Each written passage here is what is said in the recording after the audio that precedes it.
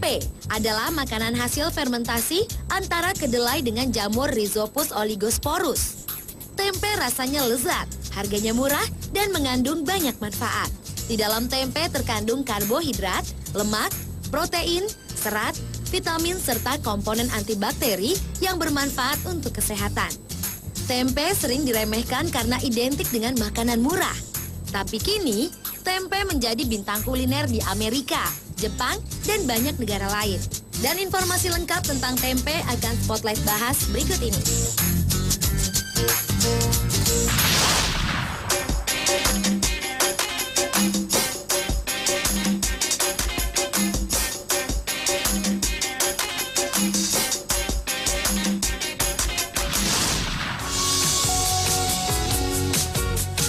Sebagai orang Indonesia, siapakah yang tidak mengenal tempe? Di samping rasanya yang lezat, harga terjangkau dan mudah didapat, tempe juga mengandung berbagai unsur bermanfaat. Tempe banyak dikonsumsi di Indonesia, tetapi sekarang telah mendunia. Kaum vegetarian di seluruh dunia banyak yang telah menggunakan tempe sebagai pengganti daging. Ingin tahu tentang fakta-fakta mengenai makanan ini? Inilah beberapa di antaranya.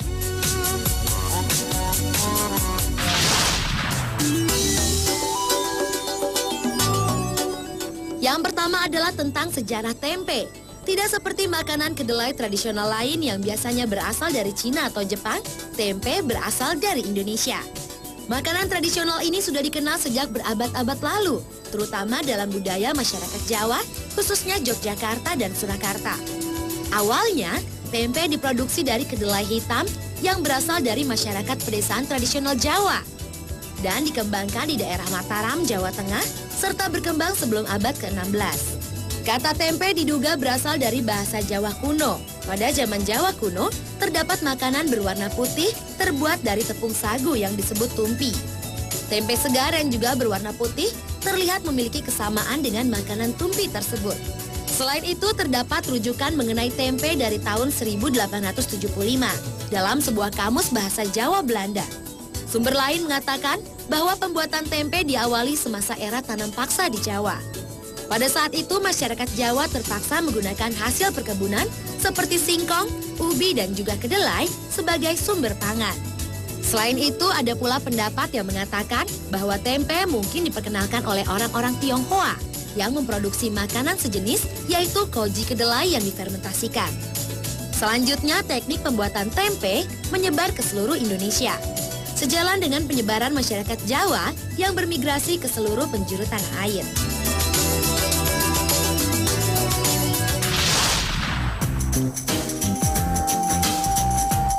Berikutnya adalah pria asal Indonesia yang dijuluki The King of Tempe di Jepang. Hal tersebut dikarenakan pria yang bernama Rustono ini setiap 5 hari bisa memproduksi sekitar 16.000 bungkus tempe dengan kemasan 200 gram. Untuk mendukung produksi, ia mengadakan kontrak kerjasama dengan petani kedelai di Nagahama, kawasan Shiga, Jepang. Selain masyarakat Indonesia di Jepang dan masyarakat Jepang sendiri, konsumennya juga meliputi perusahaan jasa boga, rumah makan vegetarian, toko swalayan, sekolah, hingga rumah sakit di Fukuoka. Berbagai restoran vegetarian di Jepang banyak menyajikan olahan tempe dengan berbagai bentuk olahan Jepang, seperti miso shiru tempe dan tempura tempe. Serta yang paling terkenal adalah burger tempe.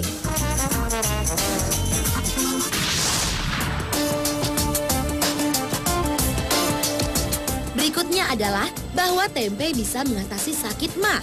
MAH banyak dialami oleh masyarakat yang jika tidak ditangani dengan baik bisa menjadi kronis.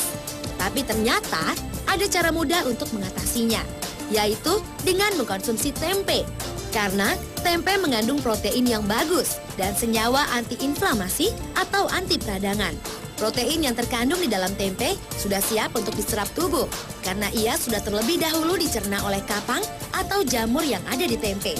Kapang atau jamur yang dihasilkan oleh ragi tempe bisa mengubah protein kompleks kacang kedelai karena adanya perubahan-perubahan kimia pada protein, karbohidrat, serta lemak.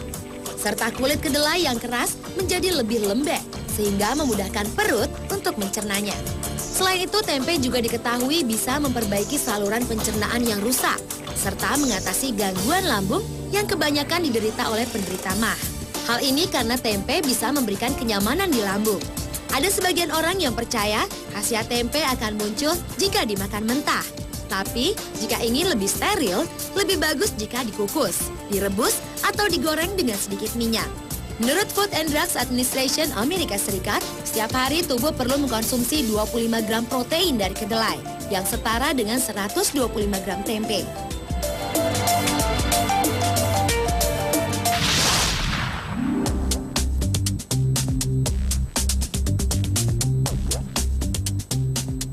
Berburu oleh-oleh khas Kota Malang kini lebih variatif. Kini ada yang terbaru dan diburu wisatawan, yakni brownies tempe, yang awalnya dibuat di dapur rumah tempe Bu Nur. Sisa-sisa irisan tempe dan gorengan tempe yang tertinggal di penggorengan ternyata bisa dimanfaatkan sebagai bahan dan campuran pembuatan brownies. Selain bahan-bahan brownies pada umumnya, seperti mentega, telur, tepung terigu, coklat bubuk, dan coklat batang, diberikan juga bahan tambahan tepung olahan tempe, serta sisa potongan dan penggorengan tempe yang membuat brownies ini berbeda dan menciptakan sensasi renyah. Siapa yang menyangka jika olahan tempe yang awalnya hanya memanfaatkan bahan yang tersisa dan untuk menarik anaknya yang enggan makan tempe, karya Bu Nur ini justru menjadi kudapan yang dicari para wisatawan yang berkunjung ke Malang. Selain tidak lazim, sensasi rasa tempe khas Malang ternyata menggoda untuk menyantap brownies ini.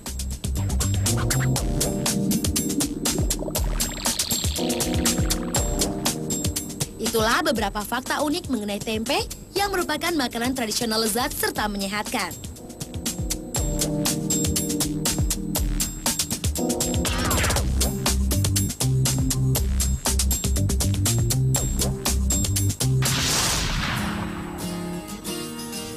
Akan hadir sesaat lagi wisata bioma di dunia.